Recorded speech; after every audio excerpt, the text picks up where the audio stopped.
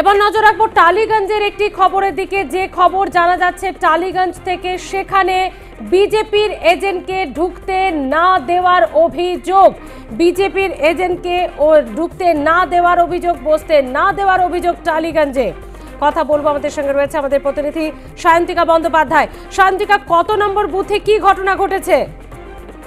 প্রথমে যেটা বলতে চাইবো যে একেবারে ভোট শুরু থেকেই কিন্তু বিভিন্ন জায়গা থেকে বিক্ষিপ্তভাবে অশান্তির খবর সামনে আসছে এবং এই মুহূর্তে টালিগঞ্জ বিধানসভার 100 নম্বর ওয়ার্ডের নাটতলা শিশু ভারতী স্কুলের 100 ওয়ার্ড পার্ট 207, সেখানে কিন্তু বিজেপির এজেন্টকে ঢুকতে দেওয়া হচ্ছে না, এমনটাই অভিযোগ উঠল শাসক দলের বিরুদ্ধে। যেরকমটা আমরা জানতে পেরেছি, যিনি আহত ব্যক্তি তার যেরকমটা অভিযোগ, তিনি প্রথমবার বুথের ভেতরে ঢুকলে তাকে রীতিমতন হুমকি দেওয়া হয়, দ্বিতীয়বার ঢুকতে গেলে তাকে ধাক্কাধাক্কি করা হয় এবং তাকে একেবারে বার করে দেওয়া হয় এবং কিন্তু তার মাথা ফেটে গিয়েছে, মাথায় চোট লেগেছে বলে আমরা জানতে পেরেছি। যিনি আক্রান্ত হয়েছেন তার নাম সাধন গায়েন।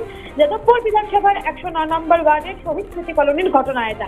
স্মৃতি, সেখানে ভোটে কি কোনো প্রভাব পড়েছে সায়ন্তিকা? দেখো, এখনো পর্যন্ত যেরকমটা জানা যাচ্ছে যে এই ঘটনার জেরে ভোটে সেই অর্থে প্রভাব পড়েনি।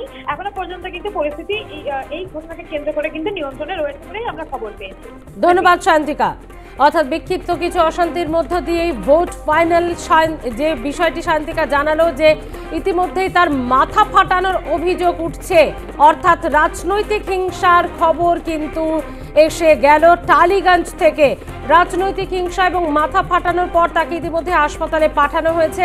যদিও সেখানে কেন্দ্রীয় বাহিনী এবং পুলিশ তারা পরিস্থিতি নিয়ন্ত্রণে এনে ভোট সচলই রেখেছে বলে জানা যাচ্ছে। বিজেপির এজেন্টকে বসতে বাধা টালিগঞ্জের ঘটনা।